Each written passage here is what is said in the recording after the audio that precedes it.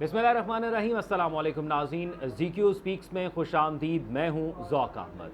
नाज़रीन, आज की इस वीडियो में हम बात करेंगे कि पाकिस्तान के सुप्रीम कोर्ट की जानिब से review of orders and judgment act 2023 को कलअदम करार दे दिया गया है। नाज़रीन, मैं मुख्तसरन आपको इस एक्ट के बारे में बताऊंगा कि आज का क्या ऑर्डर था, लेकिन अहम सवाल जो इस वीडियो में हम डिस्कस करने जा रहे हैं वो ये है कि इससे मियां नवाज शरीफ के केसेस पर कितना फ़र्क पड़ेगा और क्या वो पाकिस्तान की सियासत में मुस्तकबिल में हिस्सा ले सकेंगे, क्योंकि शहबाज शरीफ बार बार ये कह रहे हैं कि उनके आने वाले वज़ीर आज़म अगर उनकी हुकूमत बनती है तो उसके लिए जो नॉमिनी उनकी पार्टी करेगी वज़ीर आज़म के लिए वो नवाज शरीफ होंगे। और नवाज शरीफ भी मुल्क में वापस नहीं आ रहे, अपने भाई की हुकूमत होने के बावजूद वो पाकिस्तान नहीं आ रहे।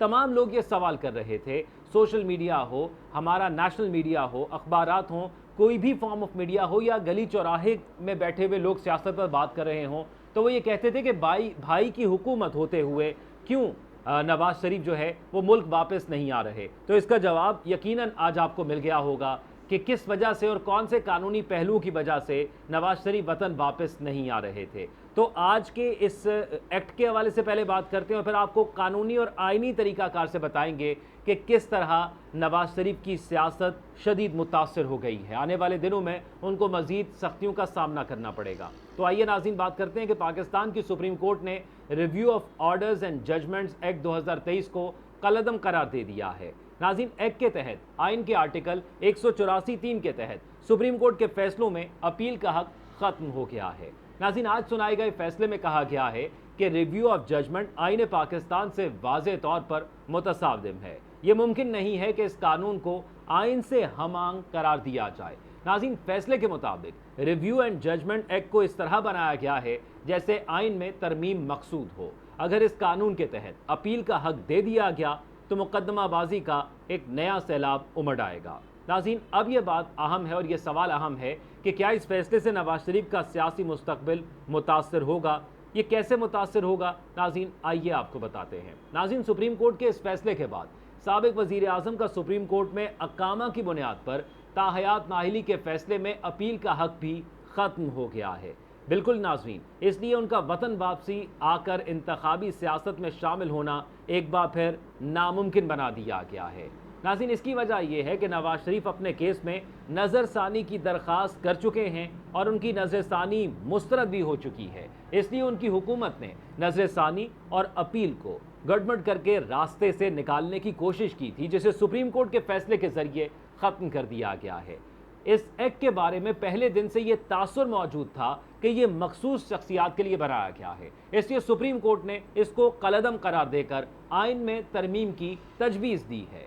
ताहम साबिक वज़ीर कानून आज़म नज़ीर तारड़ का कहना है कि इलेक्शन एक्ट में तरमीम के बाद नवाज शरीफ ताहयात नाहिली वैसे ही ख़त्म हो चुकी है। एक और एक्ट मंजूर हुआ था इस पार्लियामेंट से, जिसमें क्योंकि हमारे आइन के अंदर ताहयात नाहिली के हवाले से कोई मुद्दत नहीं बताई गई, जिस केस में नवाज शरीफ को नाहल किया गया था उसके अंदर कोई मुद्दत वाज़े नहीं की थी।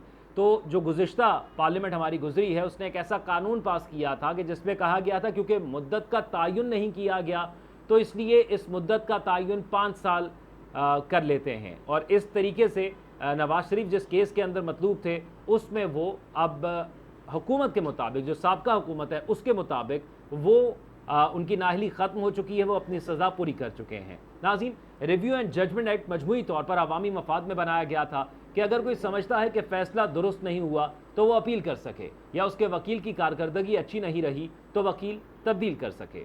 सुप्रीम कोर्ट का ये फैसला ऐसे वक्त में सुनाया गया है जब मुल्क में पार्लियामेंट का वजूद नहीं, इसलिए कानूनी और सियासी माहिरीन की जानिब से इस पर सवाल भी उठाए जा रहे हैं।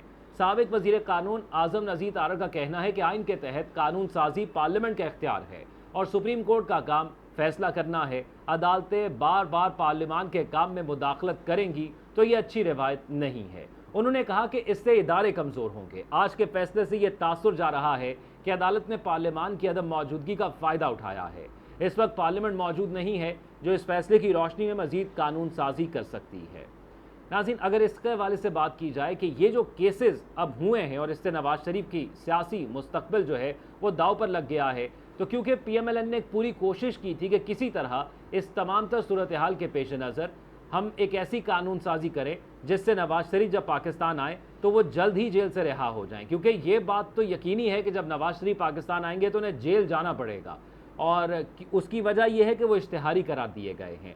अब तकनीकी लिहाज से बहुत से लोग इस फैसले को गलत करार दे रहे हैं, लेकिन बहुत से लोग इसे दुरुस्त भी करार दे रहे हैं और मेरे नज़दीक तकनीकी लिहाज से सुप्रीम कोर्ट के ये फैसला बिल्कुल दुरुस्त है। उसकी वजह क्या है वो भी नाज़रीन बात कर लेते हैं कि सुप्रीम कोर्ट ने अपने फैसले में लिखा है कि हमारे जहनों में कोई शक नहीं कि मुजव्वज़ा कानून का असल मकसद आर्टिकल 184/3 के फैसलों के खिलाफ अपील का हक देना था। पार्लियामेंट सुप्रीम कोर्ट के दायरा इख्तियार से मुतल्लिक कानून साजी नहीं कर सकती, बल्कि उसके लिए आइन के आर्टिकल 184, 88 और 191 में तरमीम ज़रूरी है।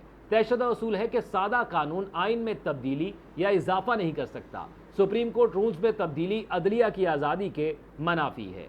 नाज़रीन, तवील अरसे से ये बहस हो रही है कि अज़ खुद नोटिस के तहत जिन मुकद्दमात का फैसला किया जाता है और उसमें अपील का हक भी नहीं है तो उसको दुरुस्त करने की ज़रूरत है। इस लिहाज से तो ये कानून दुरुस्त था, लेकिन सुप्रीम कोर्ट के इख्तियारात आइन के ज़रिए तय किए गए हैं, इसलिए इनमें रद्दोबदल भी आइनी तरमीम के ज़रिए ही किया जा सकता है। आइन व कानून और तकनीकी एतबार से देखा जाए तो ये फैसला दुरुस्त है। पाकिस्तान का आइन सुप्रीम कोर्ट को किसी भी कानून को कलअदम करार देने का इख्तियार देता है। बज़ाहिर कानून के जरिए सुप्रीम कोर्ट के इख्तियारात में रद्दोबदल दुरुस्त अमल नहीं था, जिस वजह से सुप्रीम कोर्ट ने इसको कलअदम करार दिया है और करार दिया है कि इस तरह के रद्दोबदल के लिए आइनी तरामीम की जाए।